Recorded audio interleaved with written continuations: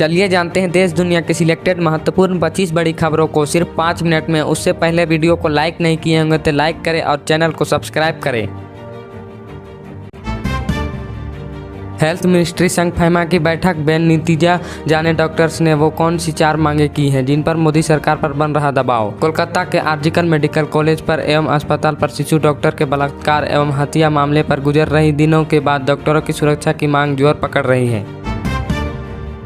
हालात खतरनाक, दे दखल। पीएम मोदी ने पक्ष विजेता डॉक्टर्स की सीधी मांग लेटर लिख कर दी ये बात। कोलकाता में महिला ट्रेनी डॉक्टर के साथ रेप और उसकी हत्या की घटना पर डॉक्टर दुख व्यक्त करते हुए 70 से अधिक पक्ष पुरस्कार विजेता डॉक्टर्स ने प्रधानमंत्री नरेंद्र मोदी को पत्र लिखकर स्वास्थ्य कर्मियों के खिलाफ हिंसा से निपटने के लिए जल्द से जल्द एक विशेष कानून लागू किए जाने की मांग की है।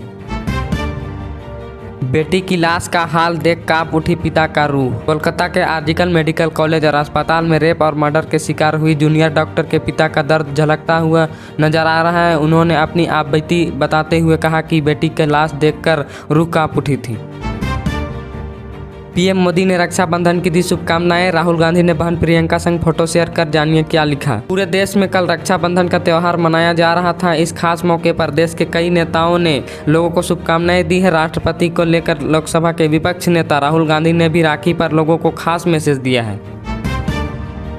पीएम मोदी की पाकिस्तानी बहन 30वीं बार उन्हें बांधेंगी राखी। इस बार की कुछ खास व्यवस्था। पिछले 2 दशकों से नरेंद्र मोदी को राखी बांधने वाली पाकिस्तानी महिला कमर शेख एक बार फिर रक्षाबंधन के मौके पर कल यानी 19 अगस्त को नई दिल्ली में प्रधानमंत्री को राखी बांधेगी। यह 30वीं बार होगा जब वह पीएम मोदी को राखी बांधेगी।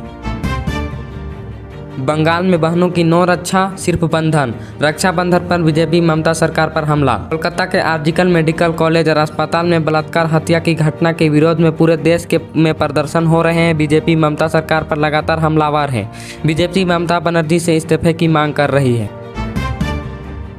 जेजेपी विधायकों के पार्टी छोड़ने पर आ गए दुष्यंत चौटाला की प्रतिक्रिया। हरियाणा के विधानसभा चुनाव की घोषणा के बाद से जननायक जनता पार्टी ने भगदड़ मची हुई है। पार्टी के 4 विधायकों ने इस्तीफा दे दी है, जिसको लेकर पूर्व डिप्टी सीएम दुष्यंत चौटाला का बयान सामने आया है। उन्होंने कहा कि जो लोग पार्टी छोड़कर गए वह लोग लोकसभा चुनाव में भी पार्टी से दूरियां बना चुके थे। यूपी के 2 डिप्टी सीएम उपयोगी नहीं, अखिलेश यादव बोले उनका काम दरबारी चरण की तरह। उत्तर प्रदेश में 2 डिप्टी सीएम एक बार फिर से समाजवादी पार्टी प्रमुख अखिलेश यादव के निशाने पर हैं। अब समाजवादी पार्टी प्रमुख नेता राज्य में 2 डिप्टी सीएम बनाने पर ही सवाल उठा दिया है। प्रधानमंत्री के पास कोई डिग्री नहीं, लेकिन संजय राउत कर पीएम मोदी पर हमला। अमित शाह पर भी दिया बयान। उद्धव ठाकरे गुट के नेता संजय राउत ने प्रधानमंत्री नरेंद्र मोदी और गृह मंत्री अमित शाह पर एक बार फिर से तीखा हमला बोला है। राउत ने कहा कि नरेंद्र मोदी बिना किसी डिग्री के देश के प्रधानमंत्री बने हुए हैं, जबकि अमित शाह के पास भी कोई डिग्री नहीं है और वो देश के गृह मंत्री पद पर काबिज है।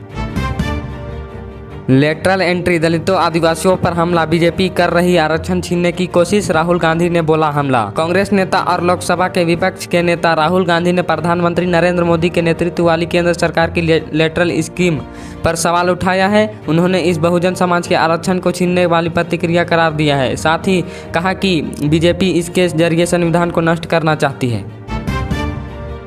क्या आप सिद्धार्थ मैया से इस्तीफा लेंगे? आरजीकर पर राहुल के कटपक्ष में बौखलाई टीएमसी का कांग्रेस पर हमला। आरजीकर मेडिकल कॉलेज और अस्पताल के ट्रेनी डॉक्टर से रेप और हत्या के मामले पर कांग्रेस के तृणमूल कांग्रेस के एक दूसरे से आमने सामने आ गए हैं। लोकसभा के विपक्ष के नेता और कांग्रेस सांसद राहुल गांधी की ओर से की गई कठुआ से कोलकाता टिप्पणी के 3 दिन बाद रविवार 18 अगस्त को टीएमसी के कर्नाटक सीएम मुद्दे पर कांग्रेस पर हमला किया है। शरीर पर कपड़े नहीं, आंखों में खून के धब्बे। कोलकाता में ट्रेनी डॉक्टर के पोस्टमार्टम रिपोर्ट में क्या आया सामने? कोलकाता के आरजीकर कॉलेज और अस्पताल में ट्रेनी डॉक्टर से रेप और मर्डर के बाद पोस्टमार्टम रिपोर्ट को न्यूज से हासिल किया गया है। रिपोर्ट में पीड़िता के साथ हुई घटनाओं और उनके जख्मों का स्पष्ट विवरण दिया गया है। पोस्टमार्टम रिपोर्ट के मुताबिक जब शव मिला उस वक्त पीड़िता का शरीर से ऊपरी और निचले हिस्से पर कोई कपड़ा नहीं था। उनके प्राइवेट पार्ट से खून मिला तरल पदार्थ पर बह रहा था, जो बलात्कार की पुष्टि करता है।